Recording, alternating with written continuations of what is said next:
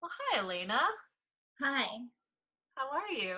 I'm doing good. How are you doing today? I'm doing great. It has been a interesting few days, of course. I think that that's just the new norm.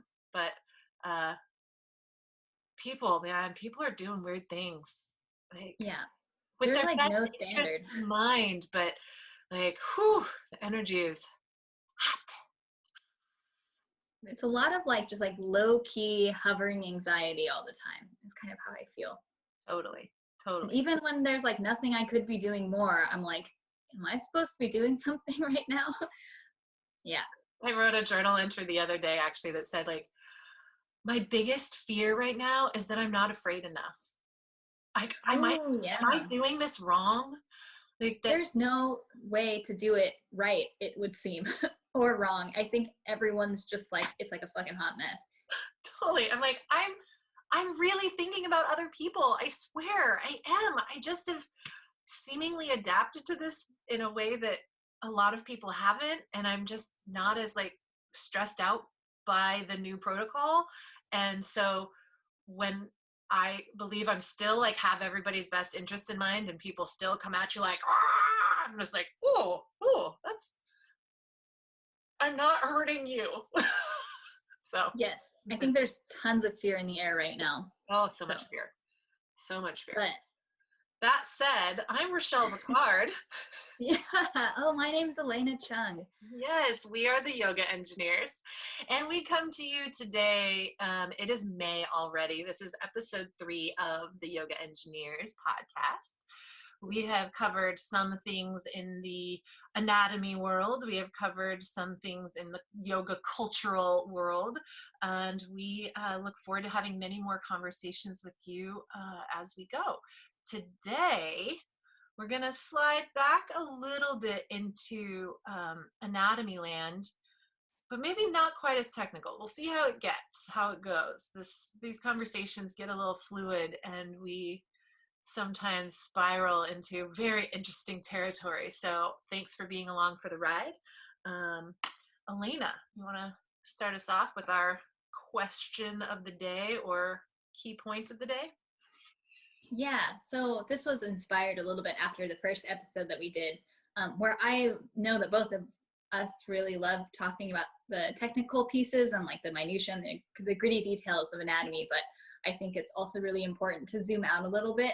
Um, and I guess my question is, what are the most important concepts when we're learning anatomy? Because I don't think that it's learning just the dry details, right? It's like this, especially as a yoga teacher, it's not just the factual information, the textbook information. I think the most important piece is how we take it and apply it into action.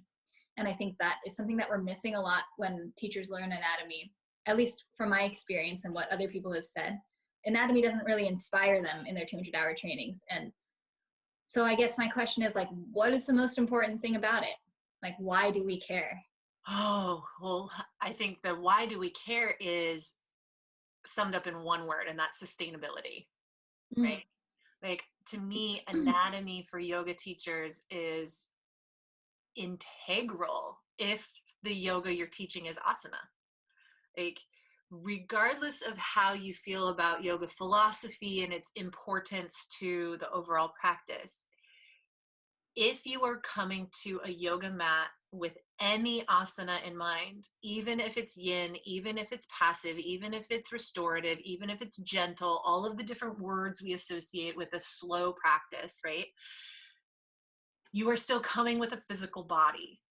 And that physical body, whether we like it or not, is in a physical world where It has some gravity, limitations and stuff. Yeah. yeah, There's it's not consequences to real. things.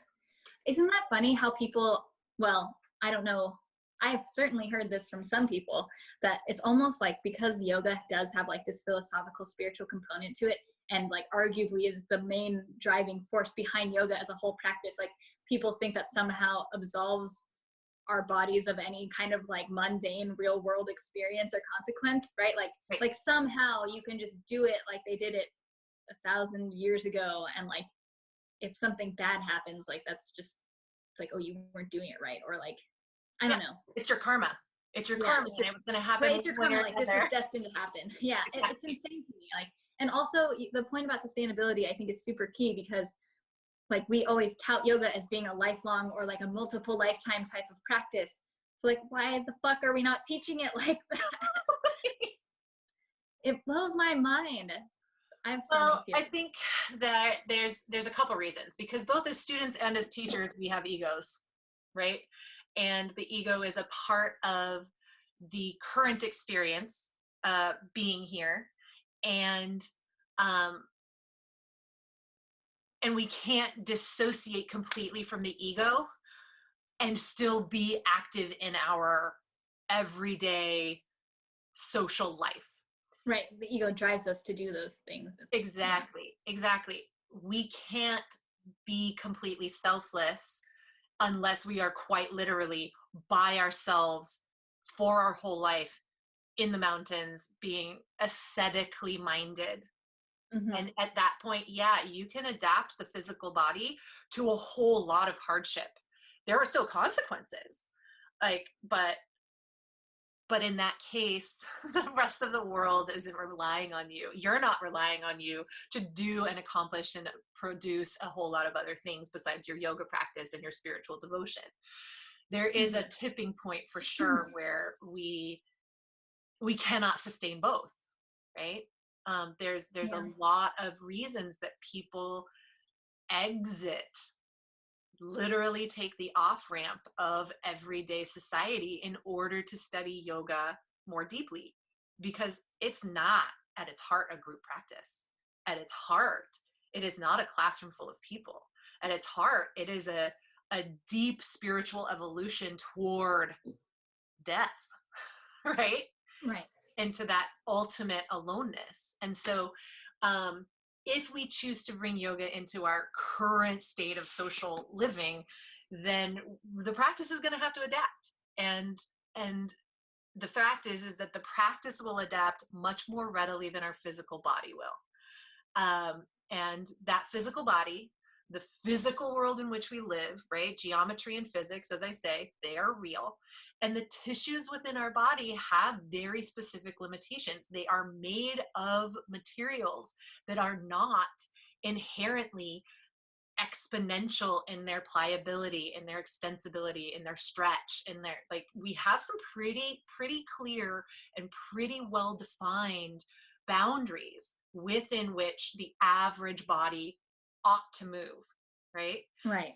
And so if we expand, if we take sustainability and we start making a little flow chart of where that goes, then I think, we've developed a list, a long and evolving list of principles of physiology that take into account, how the tissues of the body respond in gravity, under force, right? And how the systems of the body, muscular, skeletal, nervous, primarily, right? A little of the endocrine system thrown in there. Obviously, the circulatory and they're all working at the same time. We can't take them apart. But how what we do in our yoga practice actually affects the whole, instead of just the flexibility of our joints or our range of motion, right? And so, your question about concepts ends up being kind of a big answer. What I can say, more concisely at least, is that if we teach only the nuts and bolts, right, as you said, the nitty gritty detailed stuff that we kind of got into in the first episode, and that many students end up learning, just the very glossy surface of the gross anatomy. What are the bones called? What are the muscles called? Where do they attach? What do they move? Unfortunately, that data is just that. It's raw data that doesn't actually apply that well to your practice of yoga. Let me ask you this. You know what a triangle pose is, yes? Like Mm-hmm. you my friend Elena, yoga teacher I extraordinaire, assume so. Yeah. you know what a triangle pose is. And so if I said, do a triangle pose, and you put yourself in that shape, and then I said, it's your inner thigh, your adductors that are stretching, would you go like, oh, okay, that's interesting. I feel that. They're called the adductors. Like after a Yes. while, that repetitive stuff, that would start to become familiar. Oh, when I do triangle, I'm stretching this inner thigh of the front leg. I feel it in my hamstrings. That's familiar to me. Oh, my butt, that's my glutes. Like we get these little tidbits of information through a yoga class where our teacher's kind of throwing out data. But let me ask you, in your triangle pose, knowing that your adductor stretches, what else can you tell me from that information? That's it. Ta-da! Yeah. That's it. I think that's a huge part. Yeah. It's like it'd be like trying to do a 1,000 piece puzzle with like 100 pieces and being like, well, darn. Yes. And all of them are an edge piece. Yeah, but they don't like quite connect to each other. They're like one corner and then like this edge here. Yeah. Totally. And there's just this bit of blue sky hovering somewhere in there with no corner attached to Yeah. it. And then like you're as a student or as a teacher, you're like, I'm cool because I have this blue sky piece of right. Do you see it? Do you see how cool I am? Like that's what it's like. Prettiest color. Right? Yeah, exactly. And so it's like we're getting like lost. I almost feel like sometimes, and I'm not, of course I don't think that everyone does this, but I can certainly see sometimes, or I have felt in a yoga class that a teacher is merely reciting that information to like somehow boost their own credibility, like to hear them either maybe like hear themselves talk or convince themselves of their knowledge, convince their students of their knowledge. But like I don't know that they actually understand what that means in application other than like you said, my adductor is stretching. Yeah, there's lots of yoga anatomy books out there. One in particular that started, I think it's been revised to have a little bit more functional information in it, but it was one of the first yoga anatomy books to come out with really pretty computer graphic. Which one? It's Ray Long's book. I think it's The Anatomy of Hatha Yoga. Or no. Key muscles of yoga. Muscles of yoga. Key muscles of yoga. Yes. The Anatomy of Hatha Yoga is actually a great book. It's very different and doesn't have lots of. I have that book too. Yeah. So, not to plug or totally dismiss Ray's book, it's beautiful, but it is beautiful. It begs the question. And here's I told you guys we might get controversial, and by that maybe I just meant rude. I'm not sure, but bless Ray's heart. It just, like, if you're in triangle pose and you feel your inner thigh stretching, you don't need a pretty picture to tell you which muscle is stretching. Right.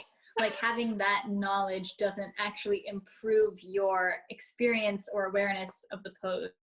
Exactly. It's like a superficial detail. Totally. And no one's even mentioned the fact of whether or not we should be stretching that. Totally. Right? Okay, I had to put the book back. Okay. Yeah. No, that's okay. That's good. Thanks for the example. Yeah. So my overarching philosophy in coming up to anatomy teaching in the context of yoga says, if the information you have doesn't answer the how or the why, it's probably not that relevant. Totally. Unless its relevance is to support the how and why and give you a clear basis on which to put that extra information. Yes. Right. Also, I think often how just going along with that idea of like saying, oh, triangles should stretch your inner thigh or your adductor. It's like there are so many bodies where like that might not be where they feel it. Totally. Right. And so it's like teaching people that there is like an objectively correct way to experience the pose. I feel like it's just a little bit misleading as far as like teaching students where to like put their value as far as what they need to know about a posture or a movement. Yeah, their intention is being now guided by sensation, right? And you're telling them which sensation they should be seeking. Students will often say, well, I'm not feeling anything here. And I'm like, okay, what is it you think you should be feeling? Well, shouldn't I be feeling a stretch somewhere? I'm not going to shit all over you. Like, I don't. I'm not going to shit all over you. If you say it fast enough. Yeah, exactly. They're like, what did you say? You heard me. Not going to shit all over you. Yeah. My question then is why do you want to feel a stretch? Like, if Right, you're because not they've been taught that that's how you evaluate the worth of a pose, or like if you're doing it correctly, it's because you feel something. Yeah. But there's so many different types of feeling, and not all of them are ones that you want to keep pushing into. Correct. Yeah. And the Huge. fact is the brain doesn't, because so few of us are actually very aware in that sensing and interpreting brain. We sense things all the time. We don't necessarily get well versed in interpreting it. In the very seated, mostly sedate world that our bodies live in, up until the point where we like start yoga or start a sport or start another activity, we are rather sedentary, and that means the brain is not getting worked in that interpretation of sensation, right? So yeah, a lot of people come to yoga. Oh, I can't do yoga because I'm not flexible. I can't do yoga because I have tight hamstrings. I can't do.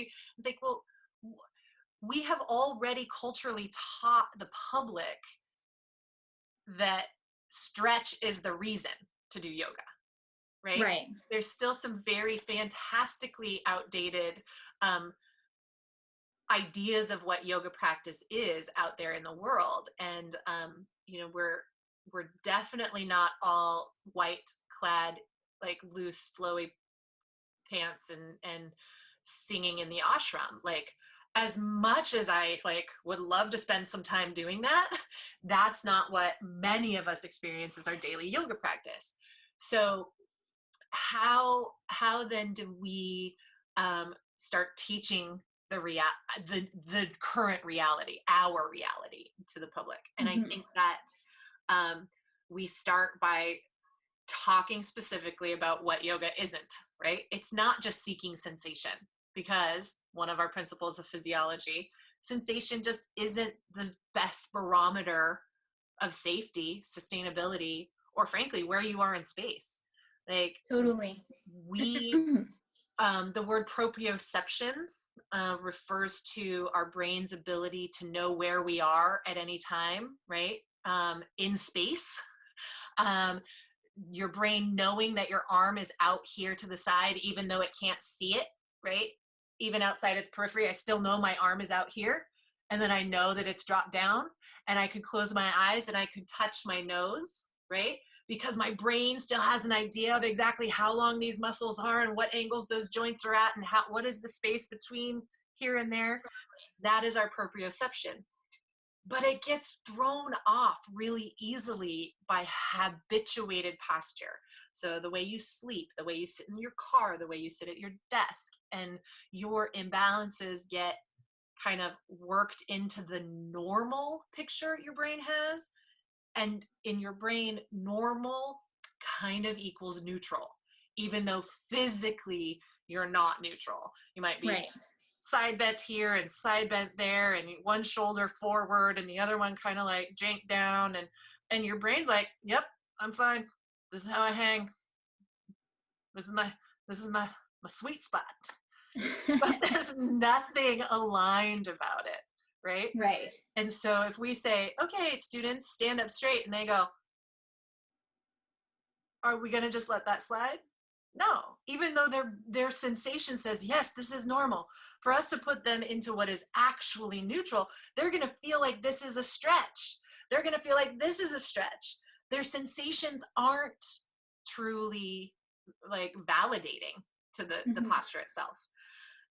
In addition, the brain can't distinguish very well between the sensations of stretch and compression, right? A pinchy sensation could be a stretch of something that's really spasmed, or it could be two hard pokey bits squishing a soft mushy bit.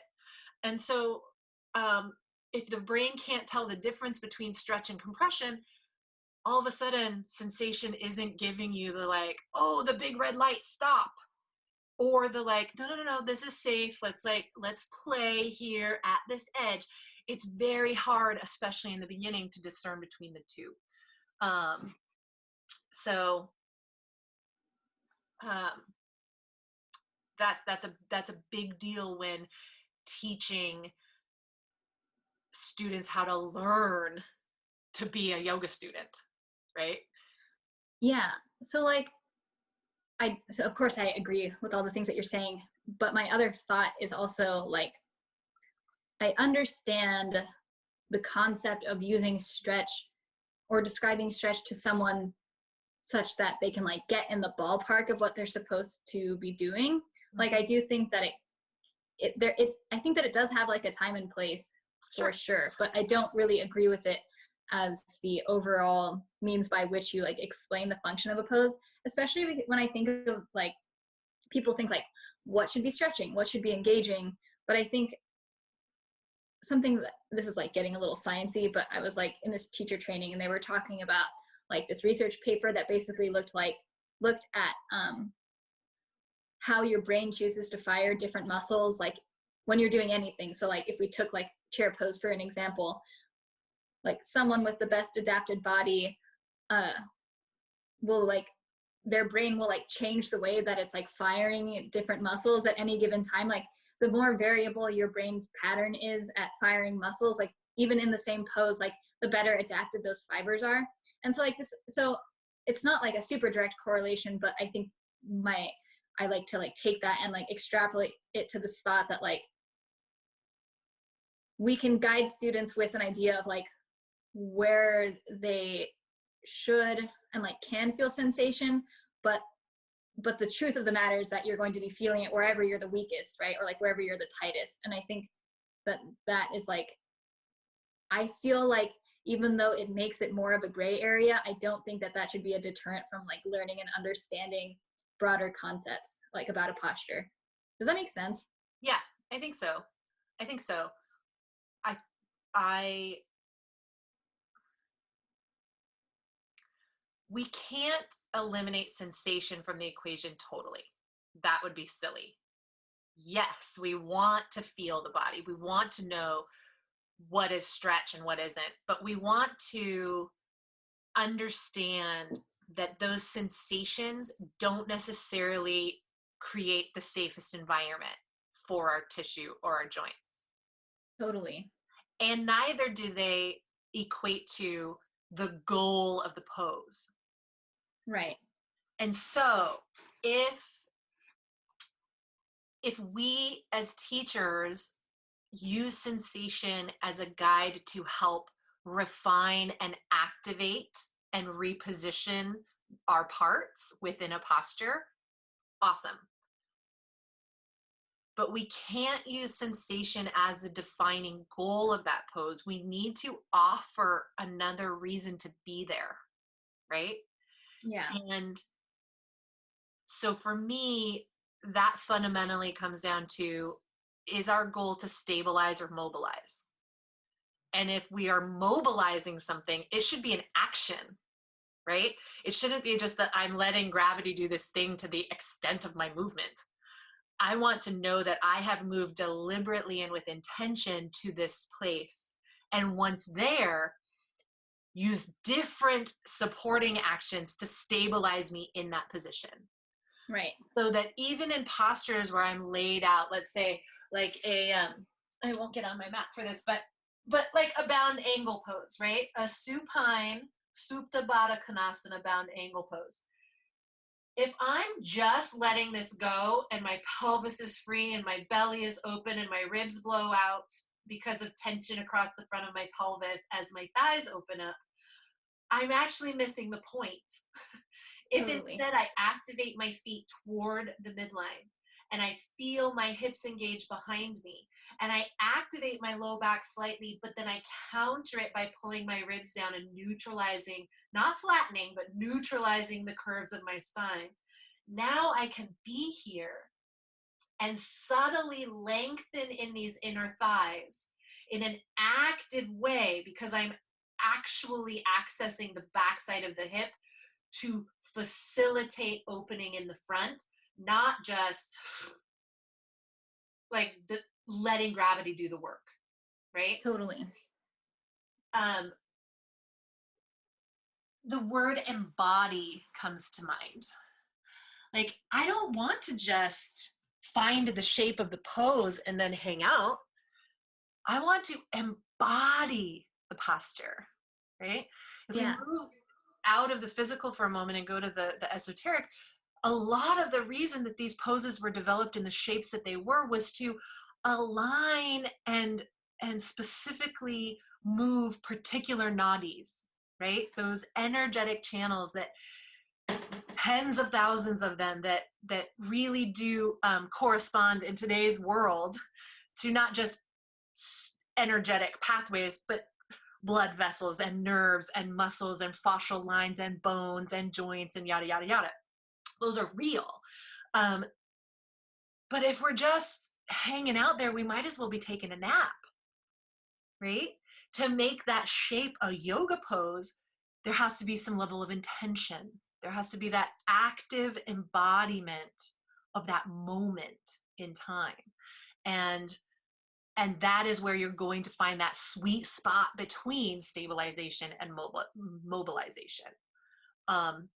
In my estimation as a physiologist, that's also going to keep my tissues and my joint structures safe in the process of change over time. Totally. Right? I may have rambled a little bit there. So my thought on this, like taking what you're saying, and because I think that maybe superficially it might sound like I'm disagreeing with you, but I don't think that that's true, because like I think the level of specificity we can get to is like, I think, and tell me if you don't agree with this, but I think that it's like, the way that I see it is like, you can use sensation as like maybe like a common language to know that someone's in a place that maybe that you're trying to guide them towards, right? So I would never teach a pose by saying you should feel a stretch here, but you would teach a pose by giving them like specific energetic actions. Like, for example, like in a forward fold with your feet hips width, you could think like hug your inner heels towards one another or something like that. Or hug your sit bones together. So it's like using those more like external cues to create a sensation that you can then use to make sure you're on the same page, right? Because I feel like that's just what happens with my students when I do private lessons. Like, I'll tell them a cue like what I just said, and then they'll be like, oh, so I feel that here. And I'm like, yes. And they're like, it feels like hard work. And I'm like, yeah, that's what you want. So I think maybe stretch or sensation can be a really nice way to discern that you're on the same page with someone, even if it's not the best tool for actually teaching something. Sure. And I also think that it's a good segue. I agree with you 100%. And I don't think that you're contradicting me. I think that we're just luckily going even deeper down into this juice. Because here's the best part, right? People expect to feel a stretch. And yes. And maybe they do. And then we're like, squeeze the sitting bones, step forward into the ball of the foot, slacken your hamstrings a little, right? Give the knees a little bend. And they're like, well, now I don't feel a stretch, but I feel it right here. And it's like, ding. Right. The stretch might not be the object here, but activating the whole leg from the root up to your pelvis. Do you feel that? Well, yeah, I feel that. It is a lot of work. Now you're doing it. Yeah. And you know what? I think Right. that's super important, because like the stretch, like you said, we've taught the public to think that you come to yoga to build flexibility, to build only flexibility. But I think one of the components that like most yoga teachers miss, not through their own fault, but maybe by a lack of standards within the education side of yoga teacher trainings, is like how a good stretch even occurs, or like the different types of stretching, right? And like how actually mobility can go hand in hand. And I think it does go hand in hand with like strengthening, right? Oh, yep. And it's like, so if you can hit two birds with one stone, why wouldn't you? And also in a way that's more sustainable and more effective. So it's like, I feel like we have this misunderstanding of the point of yoga, and then this misunderstanding of how to get to the misunderstood point, Totally. right? So Exactly. so Yeah.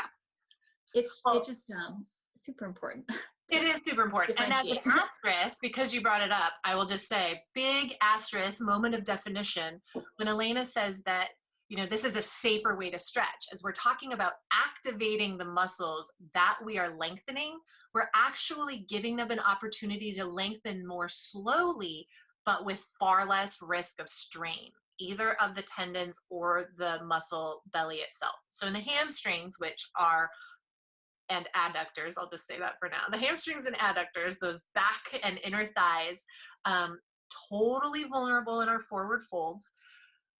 If they're active while we're forward folding, they're much less likely to pull, right, or get injured. And so what we're talking about is offering our students this knowledge, like fire the muscles that you're trying to stretch, just fire them a little bit, just a tiny bit. They'll still get long, I swear. They're just going to do it in a very controlled and safe way. Yeah, I love that. And I think that brings up a great point where people, and I like said this less specifically, but I want to be more clear now, that like people tend to think, and it's like reasonable that you might assume this, that strength and flexibility exist on either end of a spectrum, right? Like you can't have one or you can't have both at the same time is often what people think. Right. Or they make this very like one-to-one conclusion of like, I am strong, therefore I must also be inflexible, or like if I'm flexible, I am not strong, right? But they don't recognize that like while those scenarios exist, there are many places in between where we can like really get the most out of both worlds, and like the best, and there is like a way to do it, like an efficient way, which I think is super cool, and I wish more people like understood that. Yeah, which is why we're doing what we do. Yeah, that's the truth. Teaching the gospel. All right, and we're back. Sorry, we had a little cut there, technical difficulties. All right, so let's come back to that original question for a minute, because there's a lot of other really juicy directions that we can go from this. That the idea of like what concepts are really important to learn, and me saying, okay, here's what's not as important to learn, and that is like that if we spend our time as anatomy teachers focusing solely on the things that you basically just learn by rote memorization, the names of the bones and the names of the muscles, we've already established that doesn't give you much functional information. It also isn't really applicable to direct yoga teaching, right? Because of all of the sensation stuff that we've mentioned. In addition, I would say that at a certain point, you would have to learn very specifically about the knee and the shoulder girdle and the shoulder joint and each individual level of the spine, right?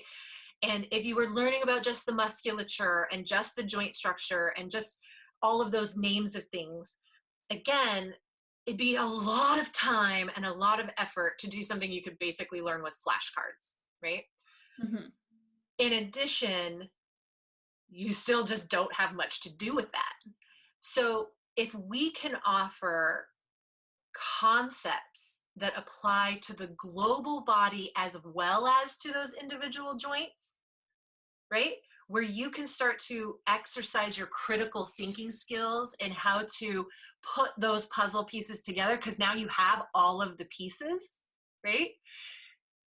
Then you don't need that direct instruction manual. If you know that, if you know that muscles are strongest in their mid-range, if you know that they get weak and at risk of injury the shorter they get or the longer they're stretched, then you are much less likely to teach all these poses that have a whole lot of really long, big, extended parts and also being expected to hold yourself up in gravity, right? Totally.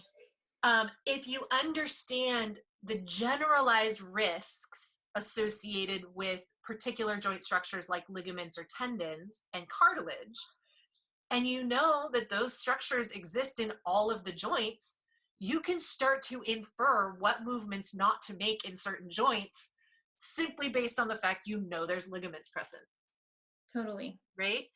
And so if we learn in these more fundamental tissue ways, these more fundamental systemic ways, all of a sudden things start to fall into place. Oh, well, the spine does it this way because, well, the knee bends that way and not the other direction because counteraction, right? It has to, the ankle goes back, the knee goes forward, the hip goes back. Oh, it's like all of a sudden these big light bulb moments come at the specific points because you have a more big picture knowledge, right? And so I feel like if you have limited time in a teacher training to learn anatomy or teach anatomy, flashcards are not where to spend that time. No, not at all. Right? And you can do that shit at home. Like, yeah, that'll be in my book. Make your own fucking flashcards. Figure it out. That should be its own chapter, and then there's one sentence that just says "figure it out" underneath. I think that it's kind of ridiculous to me that is where we start, like learning like the rotator cuff. It's these 4 muscles, and they do this action. They do like 10 degrees of like abduction, or like they do this internal rotation, because like when you're learning all of those things, it's like you're learning again like all of these tiny pieces, and it's so hard to understand how that works in practice. And like I remember feeling like that was such a like defeating moment where I'd be like, how the fuck could I even teach this? Like, oh cool, I know the name of all of the rotator cuff muscles, but like could I in real time like know what to do with that information in a way that applies as a yoga teacher? And the answer is like not really. But one of the things that is like the handiest that I found when teaching anatomy is like teaching this concept, and I think I learned this from you, was like if you just like have a skeleton and you like put tape on one end, and then you put like where the tape ends, like what happens when those 2 points move closer together, and then you can, like you said, you can infer so much information from that like knowing the name like biceps doesn't even matter anymore. And like all those names only exist because our brains as humans function better with like delineation and compartmentalization. It's how we learn. But in the human body, like those things are not separated. It's crazy to me. It's true. If we had a full college semester to teach anatomy to yoga teacher trainees, yeah, I would definitely have you memorize bones and muscles. I would, if for no other reason than to fill my curriculum time. But I don't have that time. I have 10 hours usually with people, right? Right, which is not a whole lot. It's not a whole lot. And so am I going to waste their time and my own by giving them this information that they can't immediately apply and is frankly just too much to memorize for anybody at the time?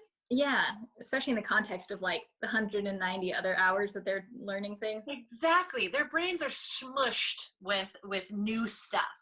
Learning 2 new languages along with like all of the yoga, like you're learning Latin, you're learning Sanskrit, you're applying English to things that you never thought you would.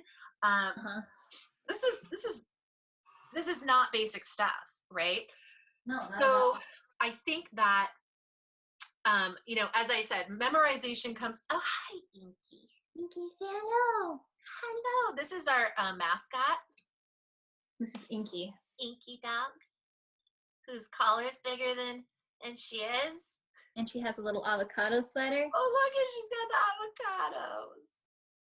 So sweet. My baby. Okay, so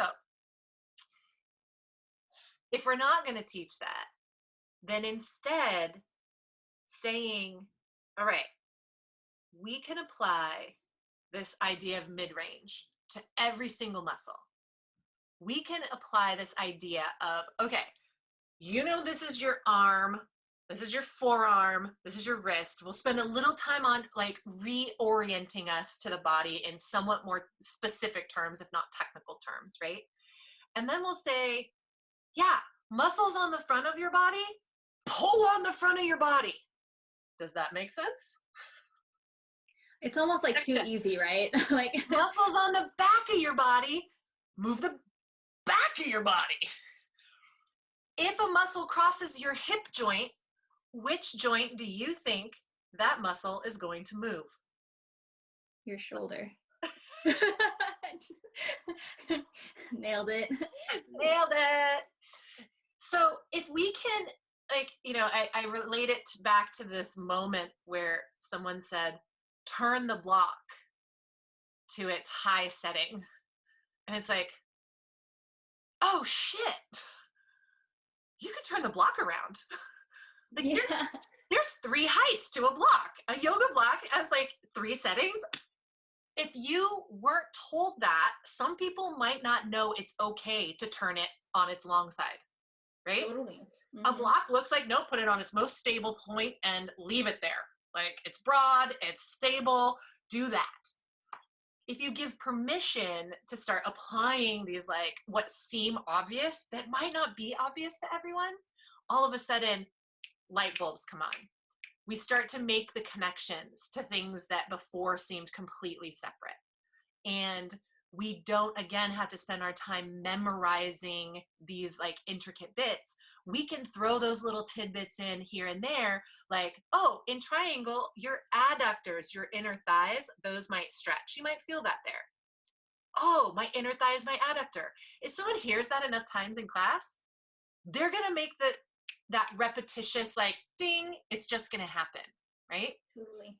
Those conceptual things take a little bit more discussion, take a little bit more like feeling through, feeling out, working in 3D, writing down lists, take a little bit more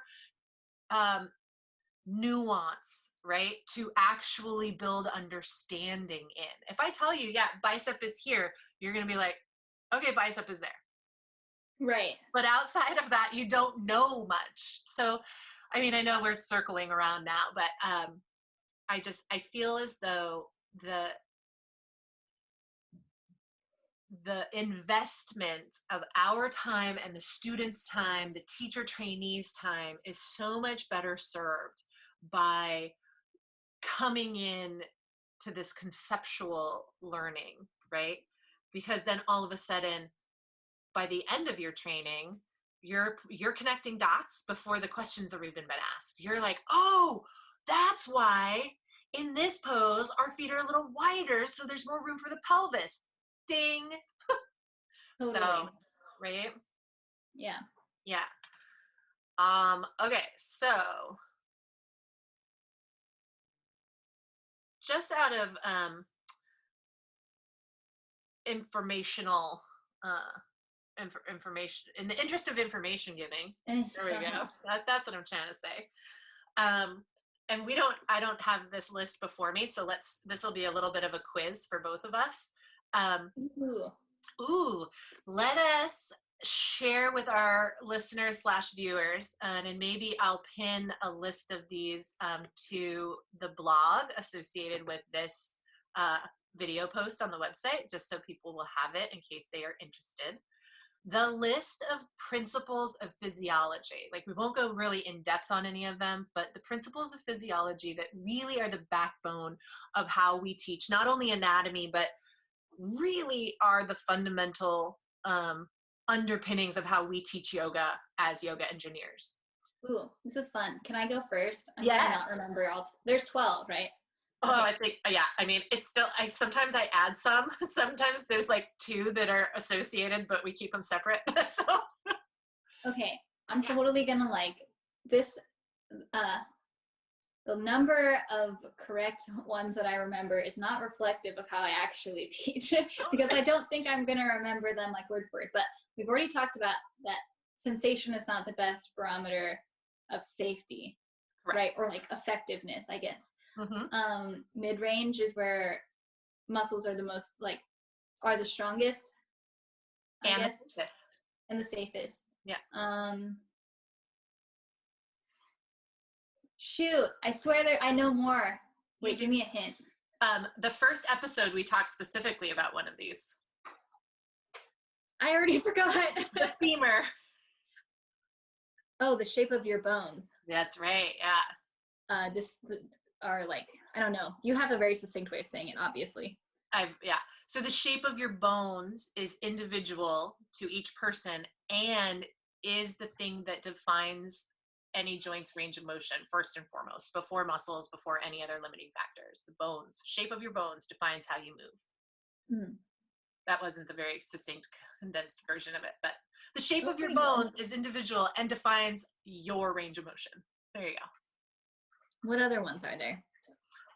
Okay, so there is just because you can go there Doesn't mean you should. doesn't mean you should. This one is often kind of not a subheading of, but definitely related to sensation not being a good barometer. There are some of us, especially those who are super hypermobile. Just because your joints can move that far doesn't mean that you're not doing damage to them and in the process. And also probably compensating in all sorts of weird ways in your everyday life. Ooh, is that another one, the law of compensation? It is! Yes. Yeah. The law of I apply that one a lot. Yeah, well, because it's everywhere, right? Yeah. We are masters at adaptation, but adaptation isn't always in our best interest. That's not a principle of physiology, but it is a truth. Okay, I like that. What's another principle? The one that I often put together with the law of compensation is, also starts with a C, muscle supporting joints. Compression? No. Counteraction. Damn, I knew that. Counteraction. Counteraction is opposing muscle groups working at the same joint to stabilize that joint. So if we're talking about the knee, the muscles on the front are working to extend the knee. At the same time, the muscles on the back are working to flex the knee, thereby activating an immobile, muscularly supported joint. In other words, this is. So I have to let my dog out. Sorry, I have so many interruptions. She does this thing where she doesn't whine when she has to go to the bathroom. She just walks up to the door and then goes like this and just stares. And if you don't let her out, she just like poops on the floor. Yeah. Anyway, I'm not editing it out this time. Hey, you can do it. Go potty. So even though the muscles on both sides of the joint are working, the joint could move if and when either joint group or muscle group started to overpower the other one.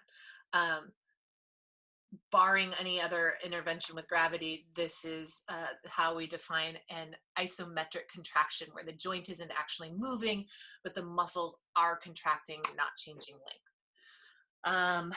Let's see, what else? What else is on the list? Compression. We do not want to compress the soft tissues in the joint, so becoming aware of that. Let's see. I feel like there's some other ones that we're missing. Elena should be back shortly and she will help me out. But regardless, I will put a list together of all of these and pin that PDF to this video. And so if you're interested in the long list, and it's the long list with short definitions, we'll have that. I can't really think of more. I know that we've come up with a couple more, like as you and Amanda and I had put some workshops together. We had come up with maybe one or two more, but I feel like those are the core ones. I think those are the most important. Yeah, I added compression, like you said, is that we don't want to compress the soft tissues of our joints, cartilage especially. Yeah, interesting. Funny how. I think, yeah, we're doing great. It's okay. As Elena disclaimed, our ability to name the list verbatim does not have any relationship to our ability to teach these principles in real life. They're just so ingrained in me that I don't even have to label them anymore. Totally. At least that's what I tell myself at night. That's right. Exactly. Whatever lets you sleep, baby. Whatever lets you sleep. Yeah. Awesome. Okay. Well, do you have anything else to add on this subject? No, I feel like this is a good start. And I love that we're like touching on this now, because I think it really builds the platform for things that people can look forward to learning as we go on, right? Like getting more in depth with the principles of physiology and starting to look at anatomy, not from like this really textbook flashcard perspective, but really zooming out and starting to kind of accept not, I feel like sometimes we think knowing those technical details give us like the sense of control, but it's like, we don't, like, you don't need to know that.